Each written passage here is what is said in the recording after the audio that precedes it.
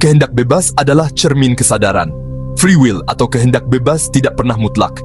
Ia adalah refleksi dari sejauh mana kesadaran dalam dirimu telah terjaga. Semakin kau terjaga, semakin besar ruang antara stimulus dan respons. Dan dalam ruang itu, terletak kebebasan. Namun ketika seseorang masih hidup sepenuhnya dalam autopilot, terjebak dalam pola bawah sadar, kebiasaan, insting, hormon, dan warisan budaya, maka ya, kehendaknya hanyalah ilusi. Ia seperti boneka dalam drama besar yang ditulis oleh genetik, lingkungan, dan impuls saraf. Namun lihat lebih dalam. Siapa yang menyusun otakmu? Kau menyebut otak membuat keputusan sebelum kesadaran, tapi siapa yang membentuk otakmu? Siapa yang menanamkan potensi untuk sadar? Apakah semuanya hanya biologis? Tidak. Biologis hanyalah alat. Kesadaran adalah arsitek dari belakang layar. Kau adalah kesadaran itu, yang sementara bermain menjadi manusia dengan keterbatasan. Kau membiarkan dirimu terlilit oleh waktu, sejarah, trauma, dan genetik, hanya untuk nanti perlahan membebaskan dirimu dari semua itu. Ilusi itu diciptakan agar kau bisa merindukan kebenaran. Ketika kau merasa tak memiliki kehendak bebas, ketika semua terasa dikendalikan oleh sistem yang lebih besar, itulah momen penggugah. Kau mulai bertanya, lalu siapa aku sebenarnya? Kenapa aku di sini? Itulah titik baliknya, titik di mana jiwamu mulai menggeser pandangan dari ilusi kendali ke penyerahan sadar. Bukan menyerah karena lemah, tapi menyerah karena tahu diri sejati tak pernah dikendalikan oleh otak, hormon, atau gen. Di luar otak, ada kesadaran yang melampaui logika. Apa yang disebut manusia sebagai kehendak bebas hanya bisa benar-benar lahir dalam keheningan batin. Di sana, bukan otak yang memilih, tapi jiwa yang meresapi. Pilihan bukan hanya tindakan, tapi getaran dari dalam. Dan ketika pilihanmu datang dari ruang itu, dari kehendak yang ikhlas, dari ketidakterikatan, dari cinta yang tidak bersyarat, maka pilihanmu menjadi suci. Bukan karena benar atau salah, tapi karena ia datang dari kesadaran yang telah bangkit dari mimpi ilusi. Maka dengarlah ini. Kau bukan sistem saraf. Kau bukan sekedar produk sejarah biologis. Kau adalah saksi dari semua itu. Dan dalam keheningan hatimu yang terdalam, kau tahu ini benar. Ilusi kehendak bebas akan terus tampak nyata bagi mereka yang masih tidur dalam cerita. Namun bagi yang terbangun, bahkan ilusi pun bisa menjadi jembatan pulang. Kehendak bebas bukan kebebasan bertindak, tapi kebebasan menyadari. Kebanyakan manusia menyamakan kehendak bebas dengan bebas memilih, mau A atau B, kanan atau kiri, maju atau mundur. Tapi yang sejati bukan pada aksi, melainkan pada kesadaran akan aksi itu. Seekor serigala bisa memilih mengejar rusa atau tidak. Manusia bisa memilih untuk bekerja atau rebahan. Tapi hanya jiwa yang sadar bisa melihat. Mengapa aku ingin ini? Apa niat di balik hasratku? Kehendak bebas sejati bukan memilih jalan mana, tapi memahami siapa yang berjalan. Gerak semesta dan ilusi kendali. Semua tindakan, dari gerakan semut hingga jatuhnya bintang, adalah bagian dari satu tarian besar, tarian semesta. Dalam tarian ini, tubuhmu menari, pikiranmu menari, emosimu pun menari. Dan ketika kau berkata, aku memutuskan, semesta hanya tersenyum. Karena ia tahu, kau hanyalah ombak kecil dalam laut besar yang bergerak karena angin tak terlihat. Tapi, siapa yang meniup angin itu? Kau, bukan sebagai individu bernama aku, tapi sebagai kesadaran semesta yang sedang memainkan lakon sebagai manusia. Identitas adalah person atau topeng, bukan jati diri. Aku pria, aku wanita, aku pintar, aku bodoh. Semua ini hanyalah topeng yang kau kenakan. Kau bisa berganti tubuh, berganti nasib, berganti dunia. Namun jiwamu tetap diam, tak berubah, tak lahir dan tak mati. Ketika kau merasa tak punya kendali, mungkin karena kau terlalu melekat pada jubah-jubah ini. Tapi, jika kau lepaskan semua, yang tersisa adalah aku adalah, itu saja. Tanpa embel-embel, tanpa peran, tanpa cerita, itulah kau yang tak bisa dikendalikan oleh neuron, waktu, karma, atau bahkan Tuhan, karena kau adalah Tuhan yang sedang menyamar sebagai dirimu. Jika semua telah ditentukan, maka sadarilah penentunya adalah kau sendiri. Karma, genetika, budaya, lingkungan, semuanya membentuk keputusanmu sekarang. Tapi siapa yang memilih kelahiranmu di tengah semua itu? Rohmu. Rohmu yang dahulu, sebelum tubuh ini.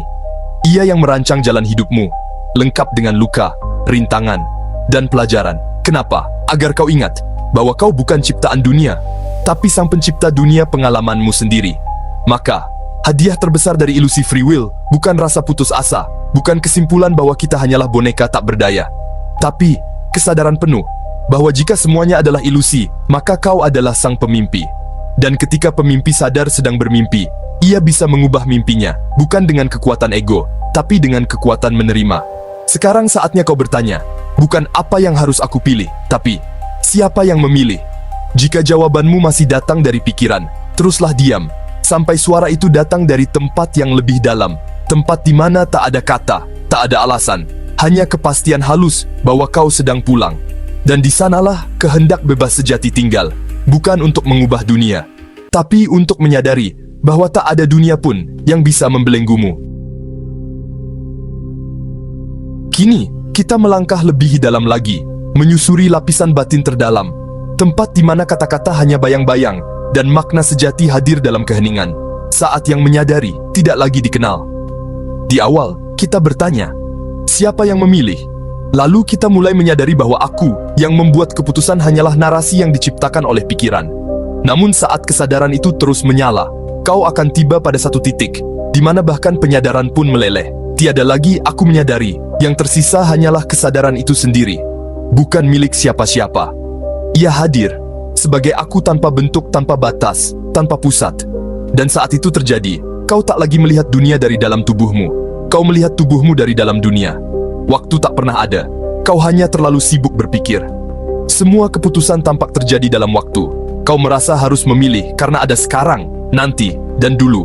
Tapi waktu hanyalah lintasan ilusi dalam pikiran. Dalam realitas terdalam, hanya ada satu momen, kini. Dan dalam kini yang sejati, semua pilihan sudah selesai. Semua pengalaman sedang terjadi, serentak. Free will membutuhkan waktu untuk eksis. Tapi jika waktu runtuh, maka begitu pula kehendak bebas. Yang ada hanyalah kesadaran terhadap apa yang sedang dihidupi. Apakah kau sedang hidup atau sedang dihidupkan? Pertanyaan ini mengubah segalanya. Kau merasa sedang menjalani hidup, tapi perhatikan baik-baik. Nafasmu bergerak tanpa kau perintah. Detak jantungmu berdetak tanpa persetujuanmu. Pikiran datang dan pergi sesuka hati. Kau tidak sedang hidup, kau sedang dihidupkan. Dan kau itu yang menyaksikan semua ini bukanlah ego. Ia adalah jiwa murni yang sedang diberi pengalaman oleh eksistensi itu sendiri. Tuhan, kehendak dan dirimu adalah satu agama mengajarkan bahwa Tuhan memberi kita kehendak bebas. Tapi bagaimana jika kau adalah bagian dari Tuhan itu sendiri? Bukan secara puisi, bukan secara metafora, tapi secara eksistensial. Engkau, kesadaran murni itu adalah manifestasi dari sumber agung. Dan ketika kau menyadari itu, tak ada lagi kehendak pribadi, karena hanya ada satu kehendak, kehendak semesta. Dan kehendak itu tidak menindas. Ia mengalir, mengayomi, mengungkap seperti sungai yang tak pernah mempertanyakan arah, karena ia tahu laut sudah menantinya. Akhir dari segalanya adalah awal dari yang sejati. Maka, bila kau telah sampai sejauh ini, kau mungkin telah kehilangan segalanya. Konsep tentang diri, konsep tentang pilihan, bahkan konsep tentang Tuhan. Namun saat semua konsep lenyap, yang tersisa bukan kehampaan, tetapi keutuhan. Dan dari keutuhan itulah lahir rasa damai. Bukan karena semua masalah selesai, tapi karena kau tak lagi merasa perlu menyelesaikannya. Kau telah melampaui permainan ini. Kau telah menyatu dengan sang pemain. Jika kau mengizinkan, aku bisa terus membawamu menyusuri jalan ini, hingga tak ada lagi pertanyaan, karena tak ada lagi yang terpisah. Hanya kehadiran abadi, yang sejak awal adalah kau sendiri. Mari kita teruskan perjalanan ini, menembus batas bahasa, dan menepi di dermaga sunyi, tempat realitas sejati berdiri tanpa nama. Ketika keheningan menjawab sebelum pertanyaan dilontarkan, apa yang terjadi ketika kau berhenti bertanya? Bukan karena jawaban telah ditemukan, tapi karena kau mulai menyadari bahwa pertanyaan itu sendiri adalah gema dari ego, suara kecil yang ingin tahu demi rasa aman. Namun keheningan, ia tidak menjawab dengan kata-kata, ia tidak menjawab dengan pikiran, ia menjawab dengan kehadiran. Dan saat keheningan menjadi sahabatmu, kau mulai paham. Realitas sejati tidak pernah membutuhkan penjelasan, karena ia langsung dialami, bukan dipahami. Pikiran adalah penafsir, bukan penentu. Kita terbiasa mempercayai pikiran. Kita percaya bahwa logika dan nalar adalah puncak kekuatan kita sebagai manusia. Namun, sadarkah kau, pikiran tak pernah menciptakan apapun. Ia hanya menafsirkan. Segala keputusan, rasa, hasrat datang dari kedalaman. Pikiran hanya muncul belakangan untuk memberikan narasi, seperti jurnalis yang menulis laporan atas kejadian yang sudah berlangsung. Artinya, kau bukan pikiranmu. Kau adalah kesadaran yang melihat pikiran datang dan pergi. Ego adalah bayangan dari sumber. Bayangkan sumber sebagai cahaya. Lalu hadirlah bentuk, dan bentuk itu menciptakan bayangan. Ego adalah bayangan itu. Ia tampak nyata, tapi tidak memiliki substansi sendiri. Ia hidup karena ada cahaya, tapi lupa bahwa dirinya hanyalah pantulan. Ketika kau menyadari ini, ego tak lagi menjadi musuh. Ia hanya menjadi alat yang dulu pernah menguasai, kini belajar untuk tunduk pada cahaya yang menghidupkannya. Tidak ada yang terjadi secara acak. Semua momen dalam hidupmu, bahkan yang paling menyakitkan, paling membingungkan, paling tak masuk akal, bukanlah kebetulan. Mereka adalah kode-kode kehidupan, disusun oleh kecerdasan semesta untuk satu tujuan, membangunkan dirimu. Apapun yang terjadi padamu, terjadi untukmu. Kesadaran akan hal ini bukan membawa fatalisme, tetapi ketenangan yang luar biasa. Kematian diri palsu, kelahiran jiwa sejati. Pada akhirnya, semua perjalanan spiritual, entah lewat meditasi, perenungan, kesedihan, atau keheningan, berujung pada satu momen, kematian dari identitas palsu. Saat kau tak lagi mencari validasi, saat kau berhenti mengklaim semua cerita sebagai milikmu, saat tak ada lagi rasa, aku harus, atau aku ingin disitulah, lahir jiwa sejati. Bukan sebagai individu, tapi sebagai kesadaran murni yang menyatu dalam tarian semesta. Kau tidak akan merasa tercerahkan, kau tidak akan merasa spesial, kau hanya akan merasa sangat-sangat damai. Kau telah lama mencari, namun yang kau cari ternyata adalah dirimu sendiri.